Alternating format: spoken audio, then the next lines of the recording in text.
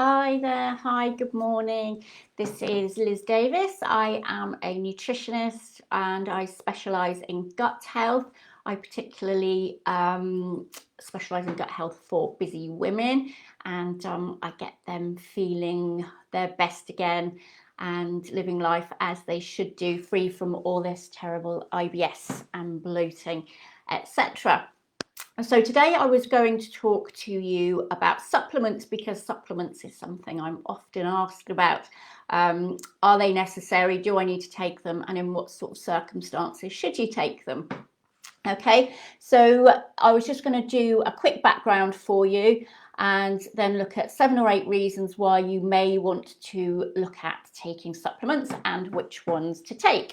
So firstly, I definitely believe that food always comes first. Supplements aren't ever a substitute for a really good diet, and they're certainly not magic bullets by any stretch of the imagination. The diet always comes first, and then the supplements might be the cherry on top, so to speak. So firstly, I would always look at eating a very good diet, so plenty of protein foods going on, lots of nutrient dense vegetables and fruits, etc. And then adding supplements on top of that is going to hopefully help you sometimes. Okay, so if you're doing anything then which requires restricting your diet, so often when I see clients, they have tended to restrict their diets in one way or another. So if you're suffering with gut problems, you may have tried something like low FODMAPs, or the Candida diet, or taking out gluten, etc. So all these things where they may provide relief for you for the short term, it's never anything you should normally go on long term, except perhaps taking out gluten or other foods you may be reacting to, but that would be another situation altogether.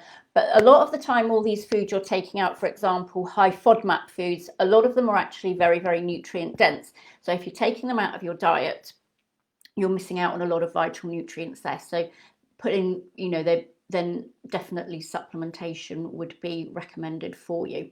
Also, the other thing to mention is that if you're taking any kind of medications, or you're on any kind of medications for any other condition, then always check with a health professional before you start taking any supplements at all.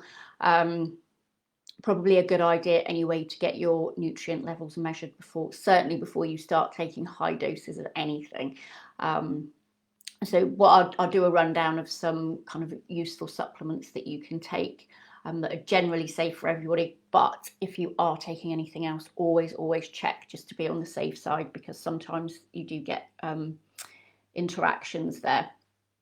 Okay, so let's look at 7 reasons then why you may want to think about taking supplements. So firstly, your diet may not necessarily be as nutrient dense as you thought.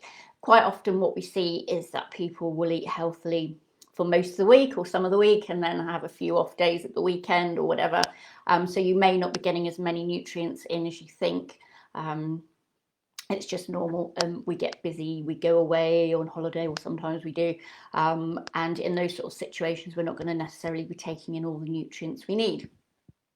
Secondly, the foods we tend to eat now tend to be a lot more processed than they have been in the past.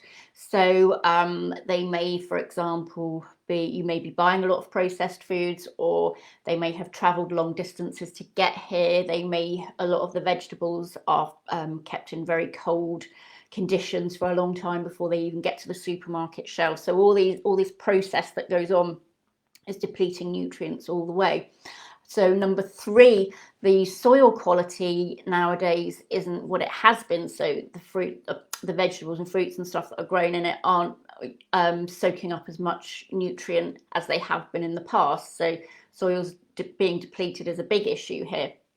If you've got digestive problems, you may not be absorbing that well. So if you have something underlying, like you may have SIBO particularly, which is bacteria in the wrong place, you may have Candida infection or a yeast infection, you may not be absorbing as well as you could be. So that's another factor to consider. Or if, you know, as you age, you generally tend to absorb less effectively anyway. So certainly this time of year in the Northern Hemisphere, you do need to be supplementing with vitamin D, just because we're not getting enough from the weather, from the sunshine, and it's really vital for our immunity. So everyone's a bit worried about their immunity at the moment, but vitamin D is it's going to be a big helper here for you.